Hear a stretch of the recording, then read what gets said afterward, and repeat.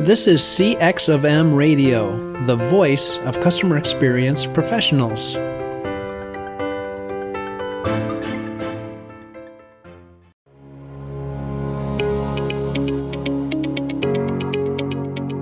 Welcome to the Delighted Customers Podcast. I'm your host, Mark Slayton, and I'm so glad you're here.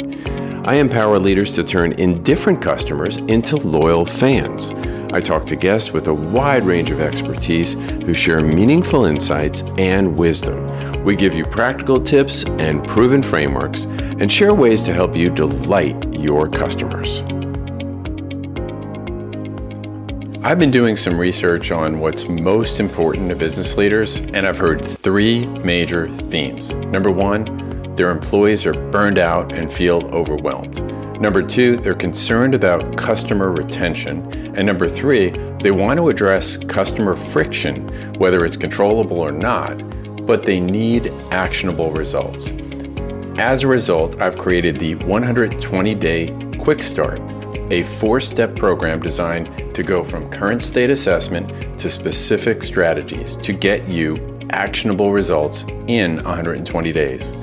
If you want to make a quick impact, check out empoweredcx.com for more information. I'd love to talk to you.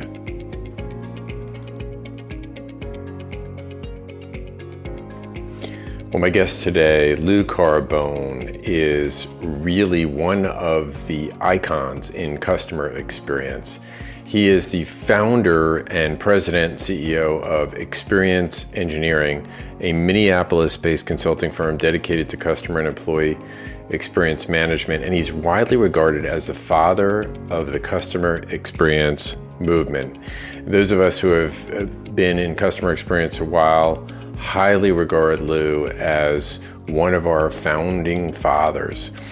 He's got his start in advertising, worked for a big New York ad agency, worked with big brands such as National Car Rental, Walt Disney, Eastern Airlines, and Howard Johnson. He's the author of one of the hallmark books in our industry, Clued In: How to Keep Customers Coming Back Again and Again. He's been a lecturer at schools like Harvard Business School, Columbia, Cornell, Cal Berkeley, and currently is on the faculty of Michigan State University, which has the first CXM degreed program.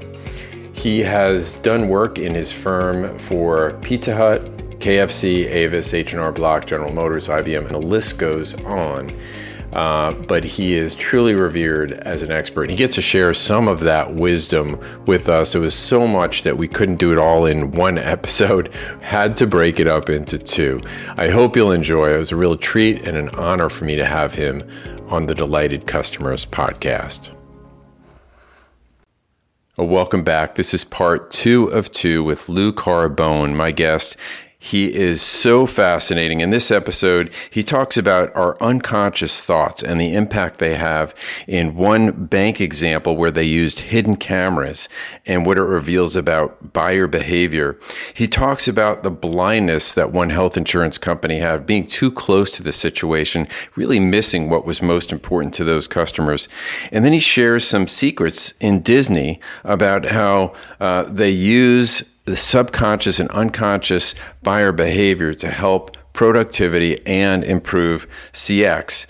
And also the side benefit of getting inside the mind of the customer. And he says there's always a side benefit. Take a listen. Let's dive right in. Yeah, so first of all, I find this incredibly fascinating, and the idea of thinking more deeply about your business, about how your customers really experience your brand, and if you're not in that world, and you're not living in that world, and if you're not thinking about client journeys or customer journeys every day, what you described about pulling into the parking lot, the metaphor works regardless of what business you're in. It's like before they even come in the door, right? Exactly. And an example that I think you'll relate to is work that we did with Royal Bank of Canada, one of our very early clients. Royal Bank wanted to merge with Bank of Montreal, and the government stopped it. And the Royal Bank was shocked that people didn't like them. It was like, what are you talking about? That we're the bank for the elite people because we've got gold in the windows? They actually had flecks of 14 karat gold in their windows. And they couldn't understand why customers had this feeling that it was for the elite and not for every man. So the government kept them from merging. So we went to work with them. And as we worked through so many different areas, I think the one thing that you'll find interesting is the work around in branch, someone actually applying for a mortgage.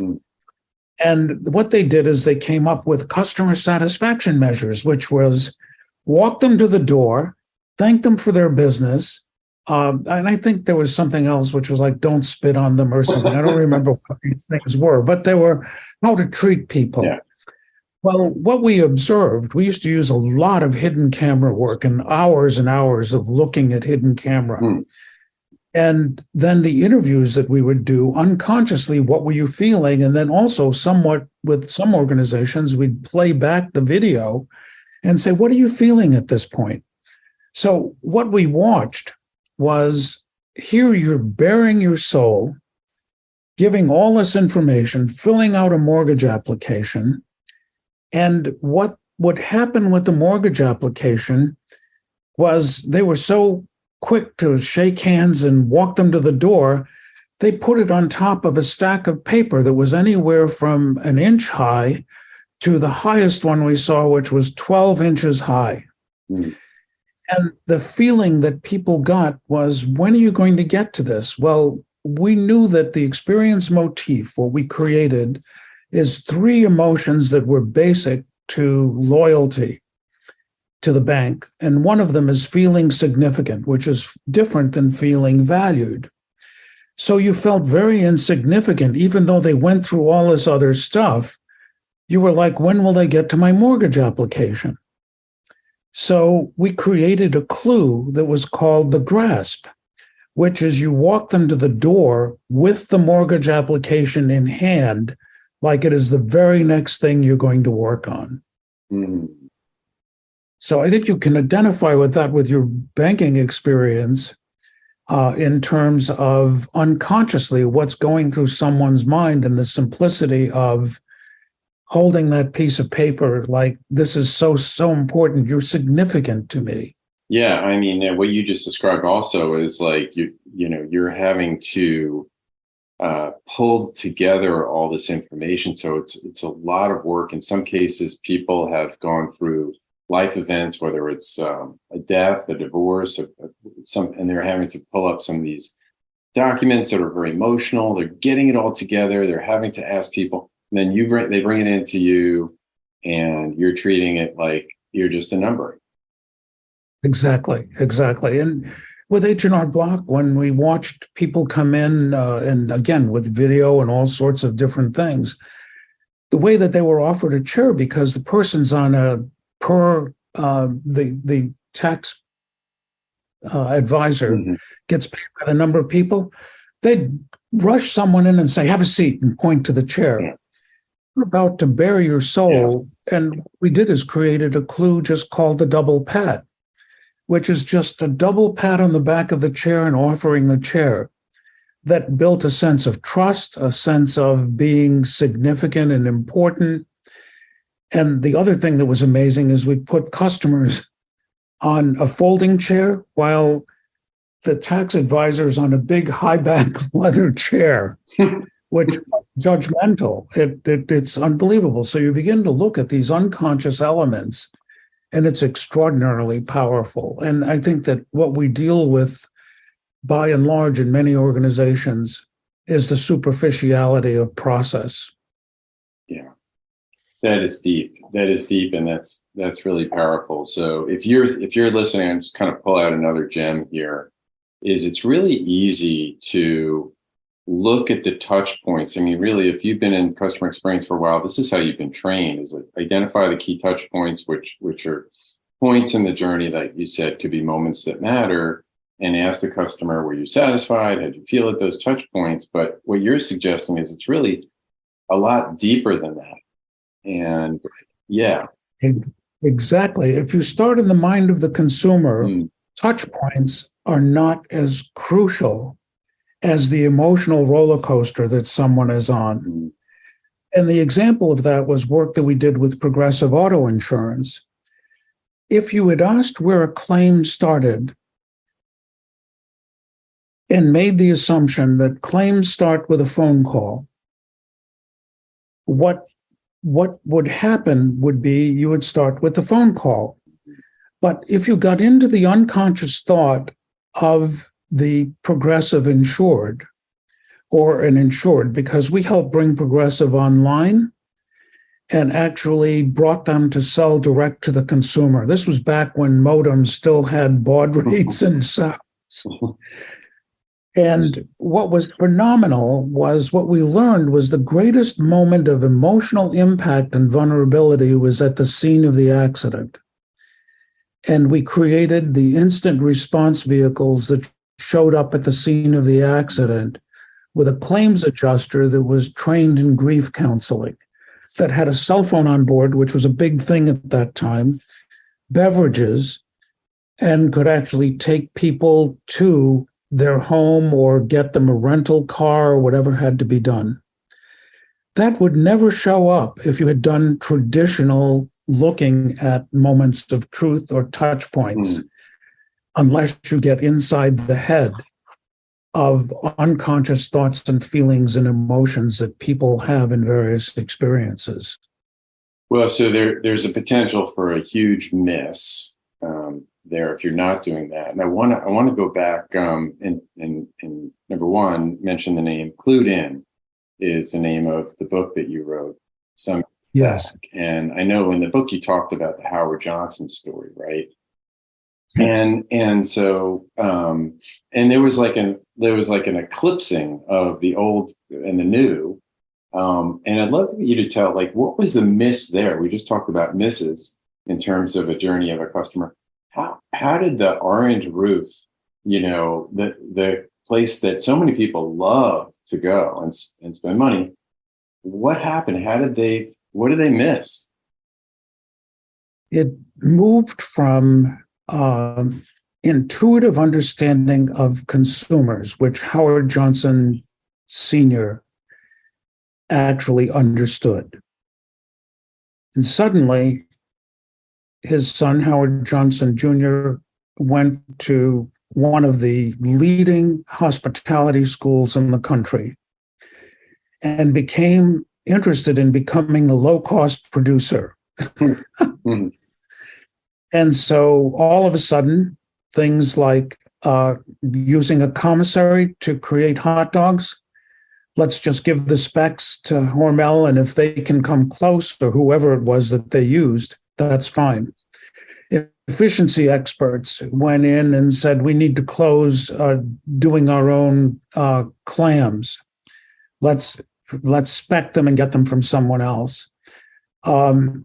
The idea of using and heating up food in a what was at that time referred to as a radar range, which is a microwave, and the sound of the bell gave you the feeling that stuff wasn't prepared any longer.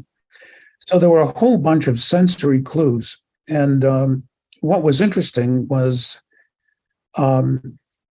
business had declined. They worked on new concept development. And what they kept doing was reinventing the same thing. It was like, okay, wait, this is Howard Johnson's with another name. But what ended up happening was Marriott bought the restaurant group for its real estate. But it was all about cost cutting. It was all about efficiency. And it is exactly what Peter Drucker says. The purpose of a business is to create value.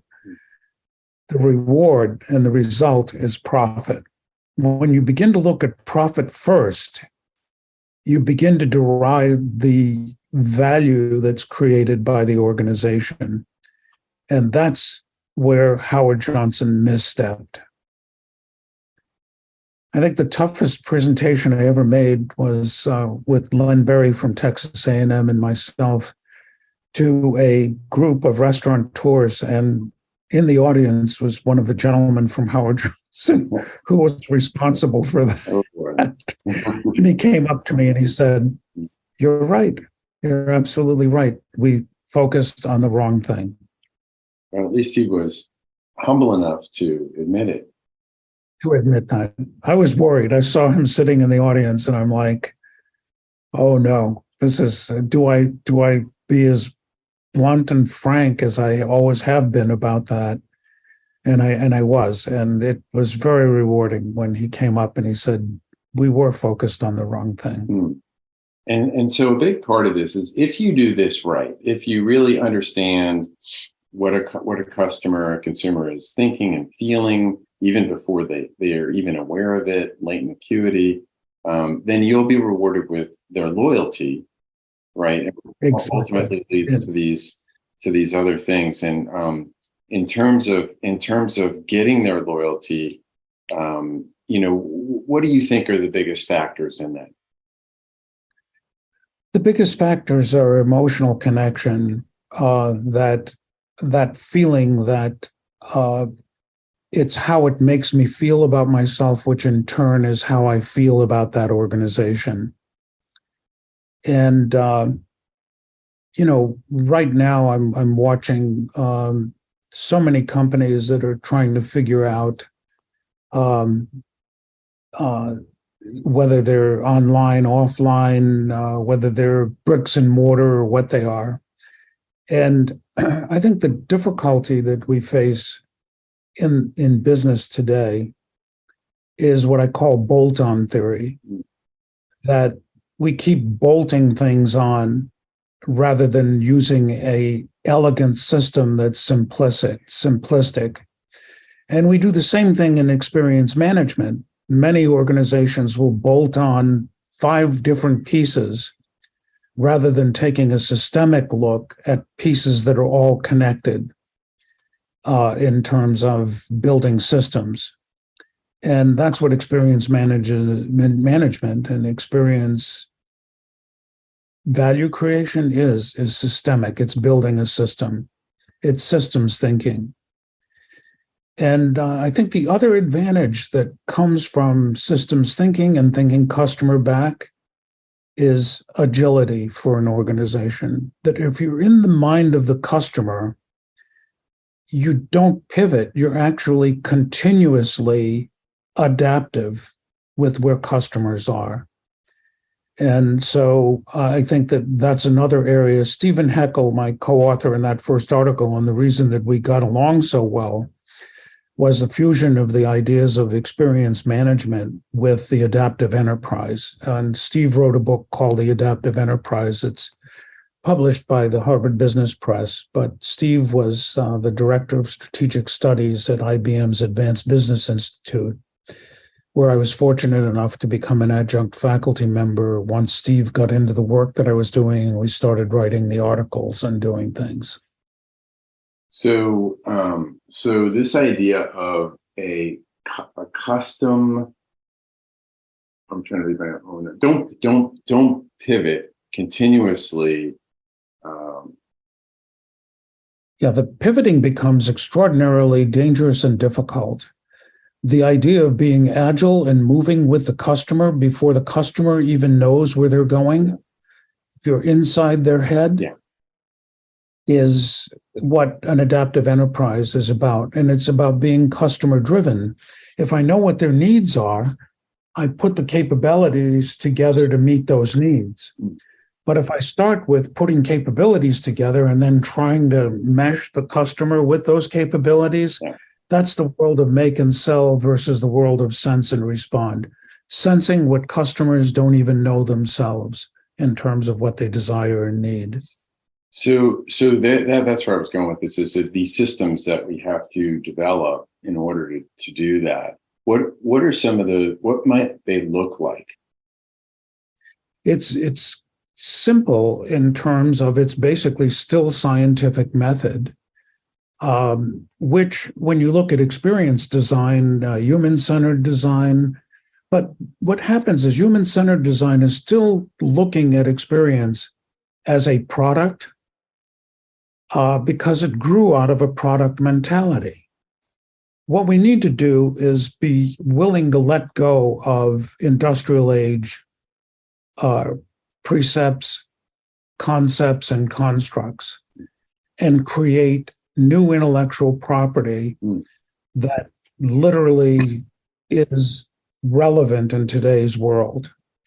And I think that what we're going to see more and more of, I think we're into an S curve in this space of doing what has been done in the past, best practices, fixing broken.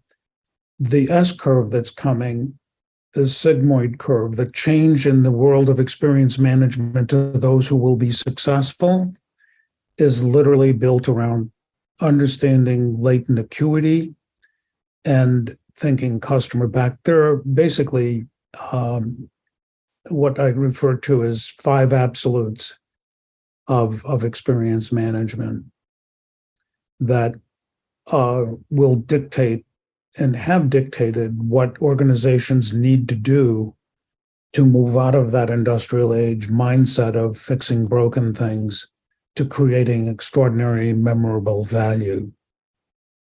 Okay. All right. So, so it's really a different way of approaching, and even human-centered design falls back because of where it originated from. Yeah, that it's easy to fall. What happens is open-mindedness and fear of leaving the unknown. And so organizations fall back. And what happened, Mark, is that generally people started appointing people to CX positions, and people that started to look at CX literally looked at how do we move beyond what was customer satisfaction. But what they employed are all the tools that were still built around that old model. And what we need to be doing is looking at next practices, as I said earlier, and how do we devise those next practices. That obsolescence is going to come as a result of ineffective work being done in so many areas where companies are not happy with the results they're getting. And I think it was a recent study that was done that might have been, I can't remember whether it was, might have been Forrester or someone that basically said that leadership CEOs are not pleased with progress that is being made in CX. Yeah, there was one that came out at the end of last year that said their predictions were that 1 out of every 5 CX programs will be gone by the end of 2023. Yes. Which is a bit ominous, and part of it was because the CEOs aren't seeing the value. Well, they bolted it on as a department as opposed to a way of doing business. It's a business model. It isn't a bolt on. If you bolt it on to a department and just measure what's broken and fix that, what's different than what we did? Some of the technology is a little better, but what's basically or intrinsically different in terms of the way that value is created? So rather than bolted on, embed it into the culture. Exactly. Embedded into the culture and into the business model, that their reason for being has to be the value that they're creating for their customers. Then that's value that customers themselves may not even be aware of that they need. That's why some startups are so much more powerful because you take some of the startups are built on the premise that they've discovered a need that customers didn't even know they had. Yeah. Amazon was a perfect example. I mean, it started out with books, and look at how dependent we are, even though there's been a decline as a result of the economy, but they will rebound, I'm sure. Yeah. Well, you just reminded me of my own past in the illustration of why startups can be effective. It's sort of like cell phones in places like EMEA, and they didn't have to worry about the infrastructure of landlines, right? It's like, Exactly. you don't need that. You don't have to. And I worked for a company called Boise Cascade Corporation years ago, which I worked in the office products division. They had paper, lumber, and office products. And after about 10 years of being there, there was some whispers that a couple of the fairly recently growing big boxes, and there were three of them, there was Staples, Office Depot, and Office Max, were thinking about getting into the B2B side. And they started buying up regional, local organizations that had connections, that had relationships. And Staples, for one, had maybe 4 different large distribution centers in 4 regions instead of, I worked at Boise Cascade, which later became Office Max because we didn't have a retail presence. And we had 27, locations all over the place. And the idea was to get next day delivery because business clients wanted next day delivery. What's interesting is business clients wanted when I wanted delivery. Sometimes I need it next day. That's okay. Sometimes I want it today. I have a big meeting and I forgot to order it yesterday. So I have a big meeting. So Staples had the advantage. They had a huge footprint, and so did Office Depot, and so did Office Max, of all these retail stores, all over the place. So if I was a business, I could use, and for a while, they were stuck on, it's the kill a stupid rule, right? They were stuck on not letting them use their business account to order at the store. Yep. Yeah. But they broke that convention, and then they would just rely on the third-party wholesalers to do the items that they didn't have in stock because they only stocked the top movers. They just completely broke the paradigm. And ultimately, Boise Cascade Office Products became Office Max, who ultimately 10 years later became part of Office Depot. Yep. You have the consolidation. Exactly. We had Office Depot as a client, and when you begin to look at identifying those opportunities that are not met by an existing system. One of my dearest friends and one of my dearest clients is one of the most unique people on the face of the earth. You may have heard of Jim McIngvale, Mattress Mac. No. He bet he's got a furniture store in Houston, Texas. Okay.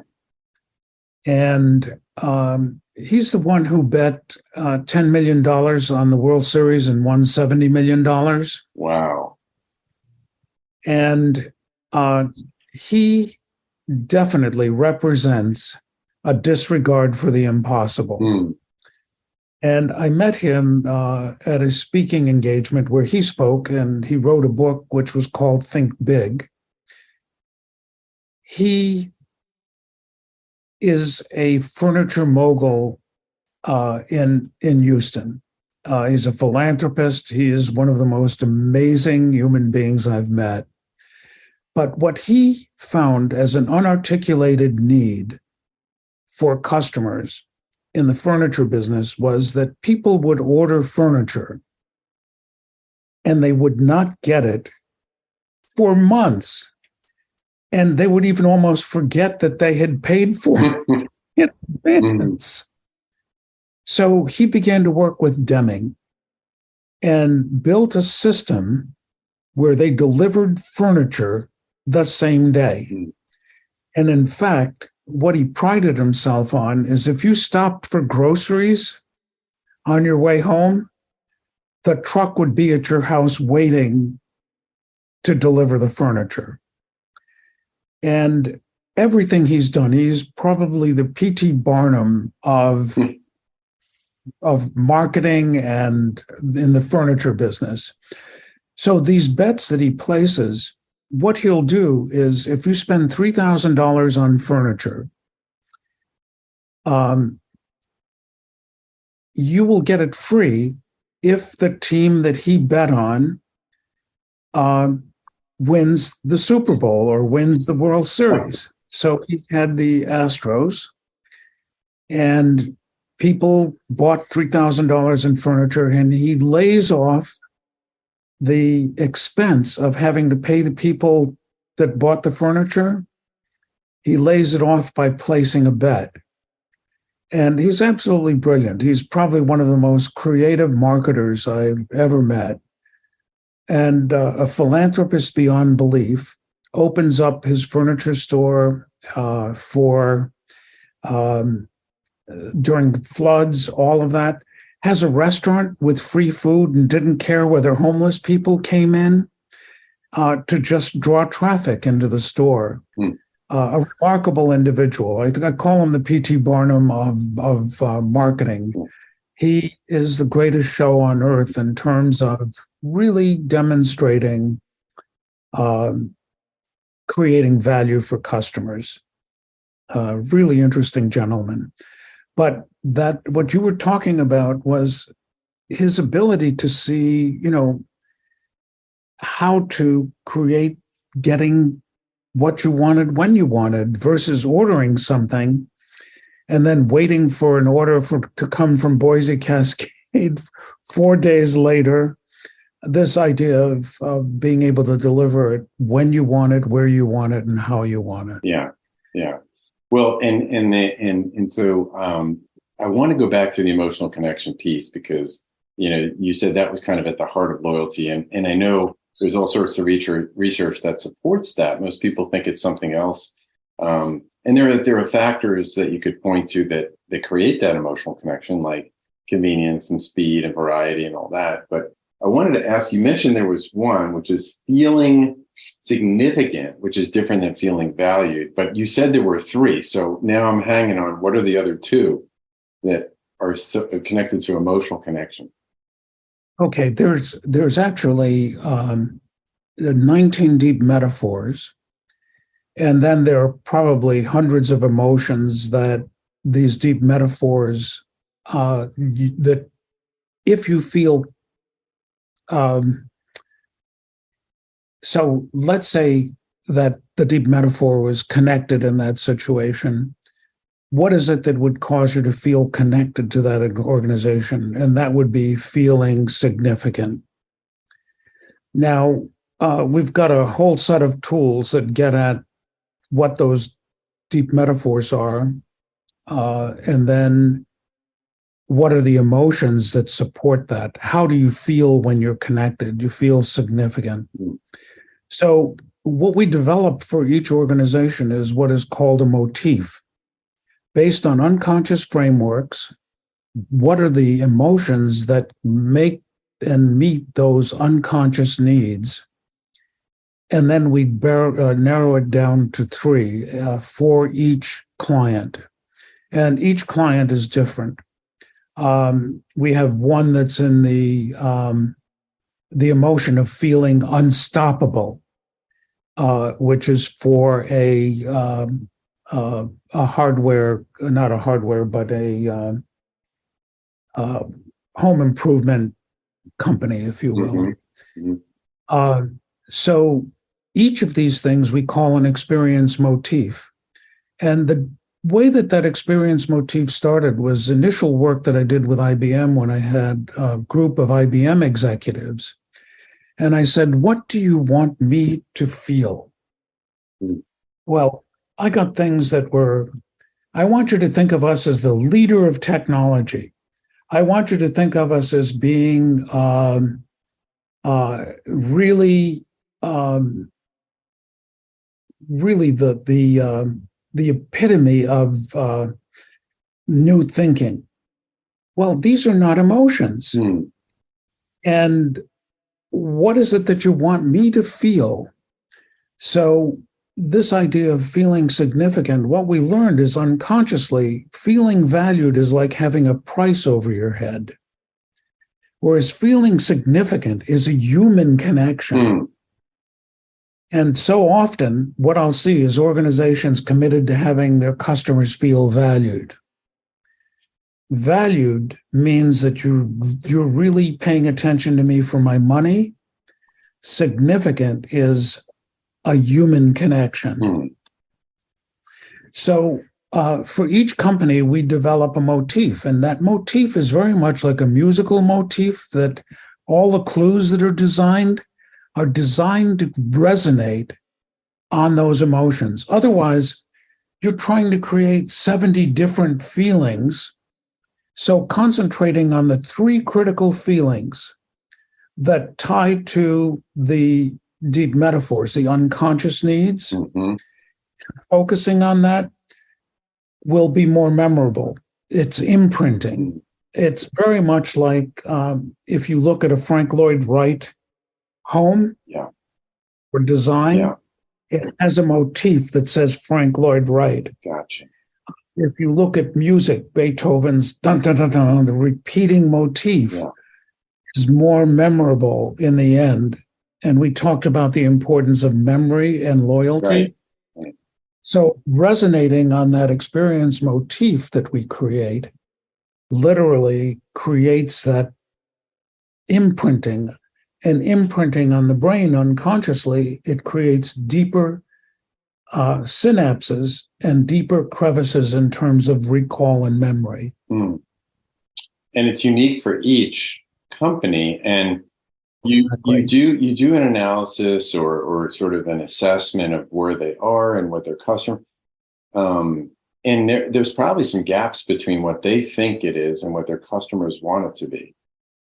Oh, believe me, when we told someone in healthcare that and it takes into account their brand. We've got a special formula, almost an algorithm, if you will, for getting to a motif.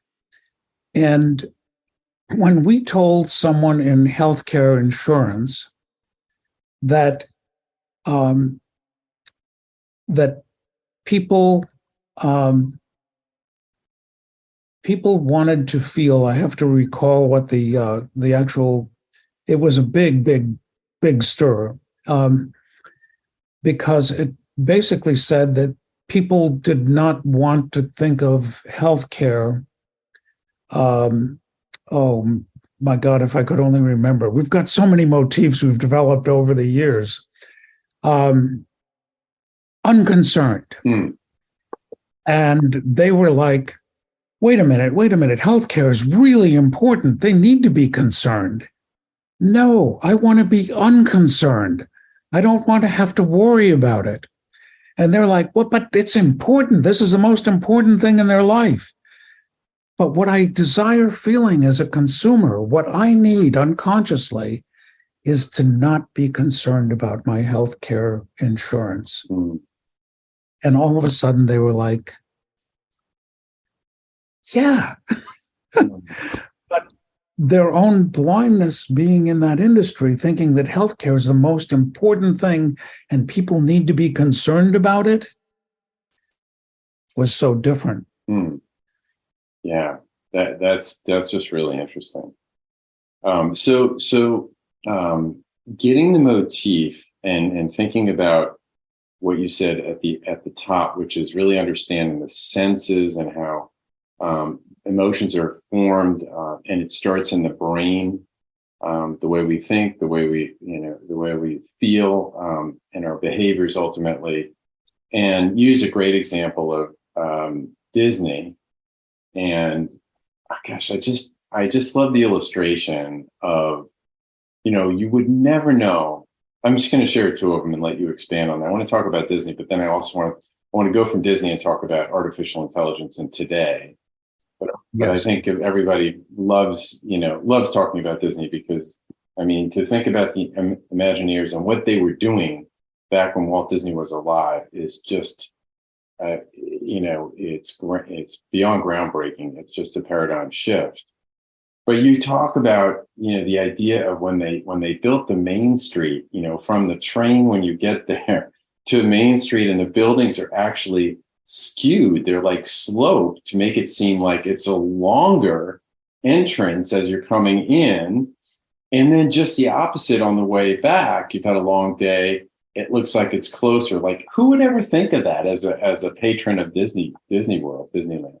Yeah, it's getting into the mind of the customer and realizing that after a full day, your feet are swollen, you're tired, And it also there's often, what I find so fascinating is that there's always um, an unknown benefit. So what Disney learned was it put less stress on transportation systems at night to get out of the park because it looked like a shorter walk. So there are generally additional benefits that come with getting inside the mind of the customer. And can I just share one that you shared in the book? I think it was in the article of the book, which was about the hotels. I can't remember which chain, when they have like in the, I guess, cigarette trays, when they stamp their logo in there, and they do it every couple of hours. And you were talking about the side benefit of is that it's reminding our employees, every couple of hours, they got to keep things a certain way, right? Exactly. These experience clues are extraordinarily powerful. One of the organizations I've had over a 20-year relationship with, both as a ongoing patient. So I experience both things. I've done some work and major lectures at Mayo Clinic, and I got wrapped into, Len Berry wrote a book called Management Lessons from the Mayo Clinic. Len's at Texas A&M, was sort of the father of Cerviqual, along with Valerie Zeithamel and others. But Len was doing a sabbatical there and asked me if I would go through an executive exam and help with some of the research that he was doing. So for almost 3 decades now, I've had my annual physical at Mayo Clinic, so I see it from a patient perspective. What I think is so amazing about their management of clues is you sit there and you're looking at your watch because a physician is taking so much time with you, you're worried about your next appointment, rather than the physician looking at his watch. Yeah. The amazing aspects of what created Mayo Clinic is living their values. Most organizations will throw values on a wall, and that's all it becomes. When you live your values, they become virtues. Disney lived its values, they became virtues. Mayo Clinic lived its values and lives its values every day, and they become an institution rather than a business. Iger's coming back to Disney is very, very significant because Iger's understood the value of being perceived as an institution. When I was working with Disney and the Grand Floridian Hotel was dedicated, and the interesting thing is they even bred the birds in the bird cage to a specific color that they wanted in the lobby. So my family and I were there for the grand opening, and they had the astronauts there. MGM opened at the same time. At the time, Eisner was CEO. Dick Nunes, who I knew very well, who was president of attractions, had just retired. And what was absolutely fascinating is when you're thought of as an institution rather than a business, in those days, when Disney opened that hotel and opened MGM, press from all over the world came to the Disney opening. They look at you differently. Your customers look at you differently. They don't think of you as an institution that's out for itself or a company that's out for itself to build the company. They see you integrated as an institution when you live your values. And I think that often we don't connect the values to customer experience work. Well, and that's another thing I was going to ask, and that's a fascinating story about living your principles. And then, you can't buy that kind of advertising. No. When they show up like that. I mean, it reminds me a little bit of Apple, and every time they do a new release and there's lines around the block, people, exactly. Innovators want to buy, the press comes, and, I think that's partly orchestrated by them. And but still, there's a huge demand. Because it's how. And I'm not an innovator when it comes to Apple. I'll wait till everybody's gone and go up and buy it when there's no line. But there are people who do, and I think they challenge the status quo as part of their vision or their mission. What was I going to say about Apple? But to your point is like they really make the customer feel like the good about themselves. Exactly. And it's how we cause customers to feel, which in turn is how they feel about the company. Too many organizations are still worried about, and I think that branding, the old idea of branding, is so different today than what it was. And I've maintained that the organizations that were most qualified to get into the world of experience management were advertising agencies, but they saw their business too narrow and saw digital happening Mm-hmm. and decided, oh, we need to do digital. Mm-hmm. When they had creative, they had research, they had the ears and eyes of CEOs, which in many cases, people in CX don't have that bond or credibility in the C-suite. Mm-hmm. Mm-hmm. Lou, I wanted to go back to something you said about the motifs and how once you get clarity, and I'm paraphrasing you, once you get clarity around what those, let's say, three are, it really helps your decision making flow out of that, right? Because it simplifies. My question to you is, what about the employees? So, are these shared, sort of socialized with the employees? These are our three things. And these should be how you're thinking, kind of guiding your behaviors. These are the principles that, from a customer interaction standpoint, I want you to be thinking about. Absolutely. We'll develop educational modules around that motif. And then they'll clue scan based on the motif. Does this help create that emotion? How do we tweak it? What are some of the new things that we can do to create that bond emotionally? It's an operating system. And we've used this for customer experience. We've used it for employee experience. The two, I hate seeing the thought of the two not being synchronous. Right. And we did some work for John Deere on a global basis on employee experience. And actually, Chip and Dan Heath featured that work in their book, Moments That Matter. And on YouTube, Dan actually talks to the John Deere case study and what was done there around the employee experience on a global basis. So this whole construct of experience, it doesn't matter whether it's B2B, whether it's employee. That's why when I created this company called Experience Engineering, it wasn't customer experience engineering. It's understanding the world of experience and the application of that across a broad spectrum. I always warn people that you can actually clue scan in your own home, because living in your own home is an experience, but it could be dangerous. Oh, that's good. You got me thinking a little bit there. So yes, the answer is yes. The employees are all part of it. They're going to be trained based on what we learn, and they're going to be living the principles. They're going to be living, and we're all trying to go for the same target, which is, systematically understanding what it is that's in this motif, and then this is our goal, is to continue to try and hit that. And then what we'll do is develop a clue print. And the clue print has things like the double pat, what we call the grasp on the mortgage application.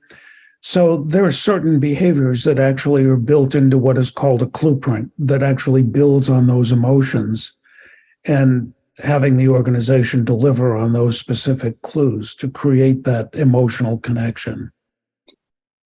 So I love that. I love the the words that you're choosing. It sounds like your advertising history is coming back out, the Clueprint creative. Yeah, see, the thing that I think is so odd, Mark, is there often people will say, these terms are unique, and they are, because it's the only way to create a paradigm shift. It's what Disney did when they called customers guests. If you don't change the language, people will misinterpret.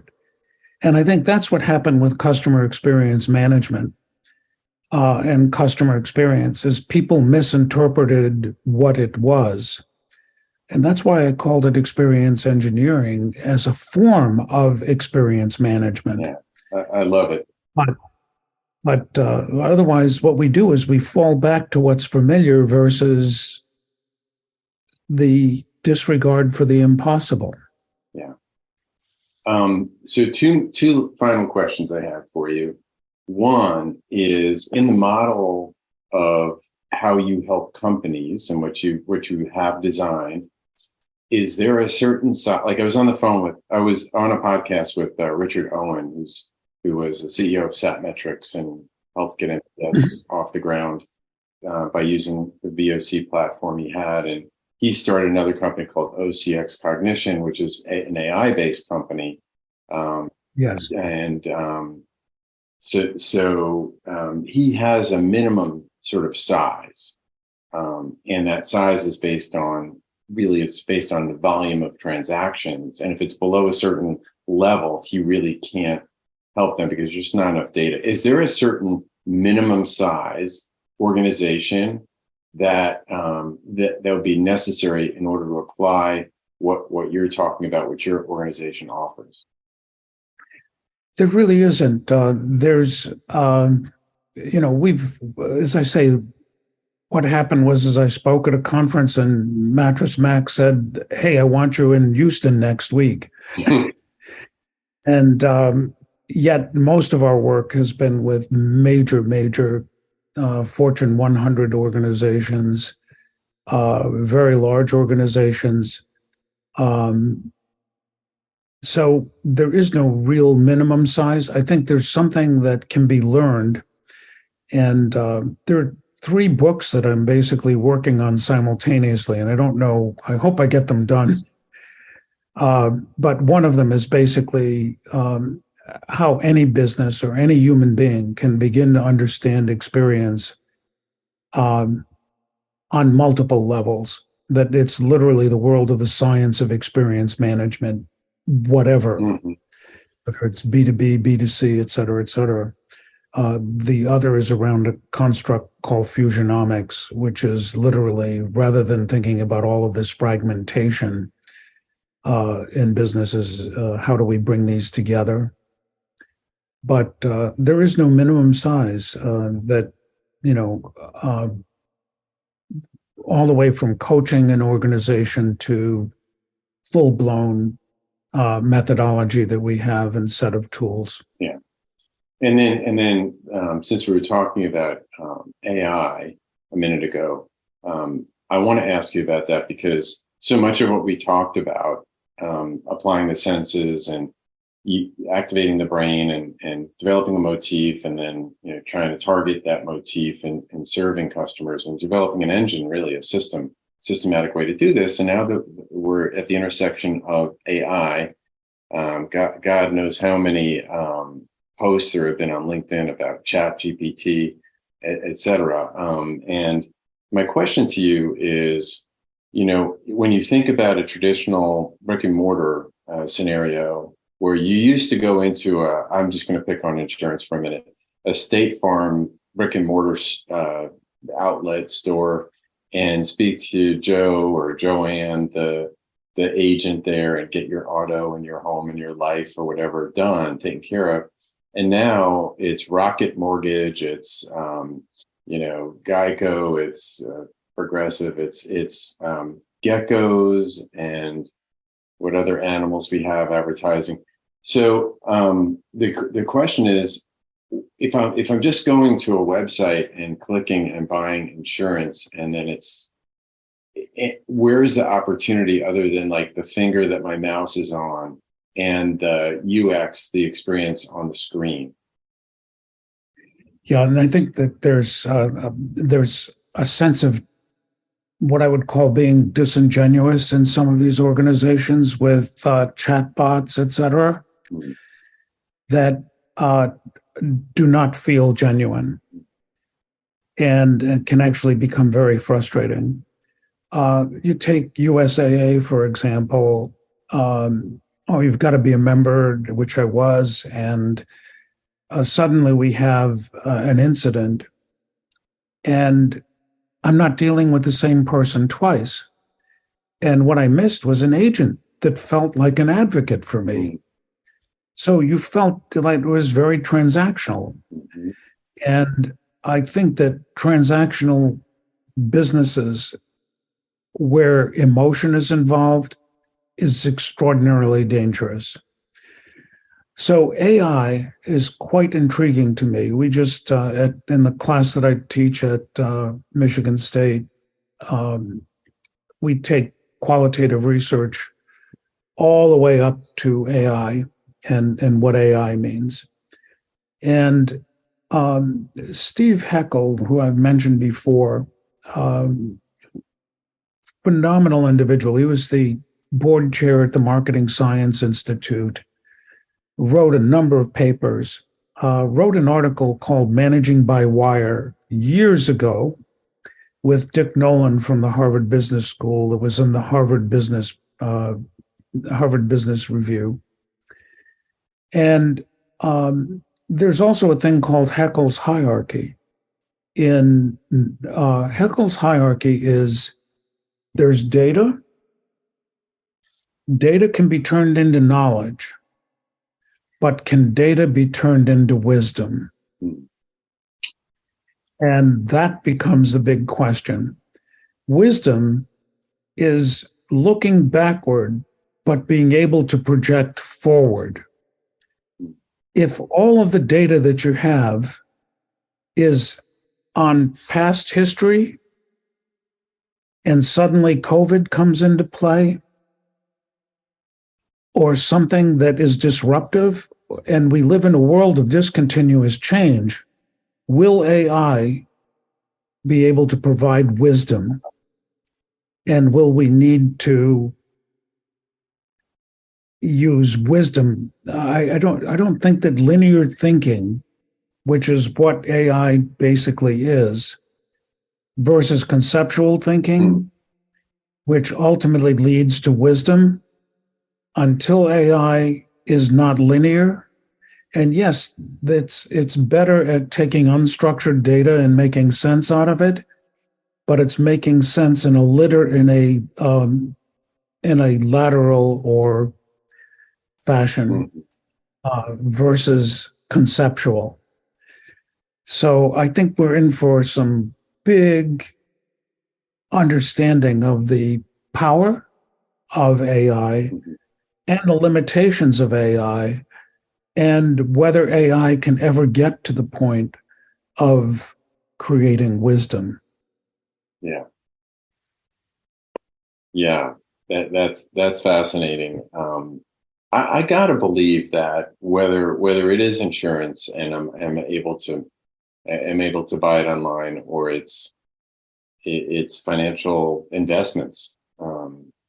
Even people are using, Vanguard and others that are low cost, no person. There's still got to be a motif. There still has to be a feeling that you want to have when you're buying that product or service, right? Exactly. And we've been able to embed that in electronic media with clues and signals that create those feelings. Language analysis that we've done over the years, very, very, very, very powerful in terms of, for example, in a call center and claims, they would say, the computer says, and it's like they're blaming the computer for a problem and not owning it. And instead of saying, what I'm seeing is this, it's like, let me blame the computer.